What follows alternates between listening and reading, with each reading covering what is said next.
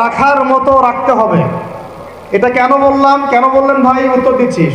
উপোস থাকা, না খেয়ে থাকা আর সম রাখা এক জিনিস নয়। পানি ছেড়ে দেওয়া, খাবার ছেড়ে দেওয়া আর ইসলামী সম এক জিনিস নয়।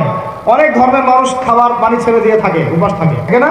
হাদিসের মধ্যে নবীজি বলেছেন যে ব্যক্তি রোজা রেখে অন্যায় কাজ ছাড়তে পারলো না, মানে আল্লাহর মাসিয়াত ছাড়তে পারলো না, এই যে কাবায়ের ফাওয়াহিশ এগুলো ছাড়তে পারলো না, অশ্লীলতা ছাড়তে পারলো না, মিথ্যা ছাড়তে পারলো না, বেহায়াপনা ছাড়তে পারলো না, তার না খেয়ে থাকায়, পানি না পান করায় আল্লাহর কিচ্ছু যায় আসে না। রোজার বিষয় বুঝলাম। রোজা কাকে বলে ভাই?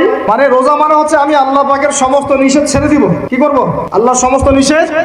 রোজা থেকেছি, পানি খাচ্ছি না, খাবার খাচ্ছি না, কার ভয়ে?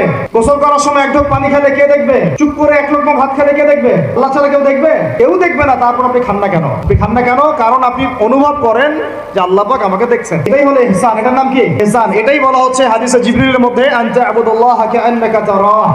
তুমি এমন ভাবে আল্লাহর ইবাদত করো যেন তুমি আল্লাহকে দেখতে পারো। ফাইল্লাম তাকুন তারাহু, তুমি যদি আল্লাহকে দেখতে না পারো জেনে রাখো ফাইন্নাহু ইয়ারাক, আল্লাহ পাক তোমাকে দেখছেন। এইটাকে বলে আল্লাহ কনসিয়াসনেস বা ইহসান বা তাকওয়া। তাকওয়া হা হুনা, তাকওয়া কোথায়? এখানে।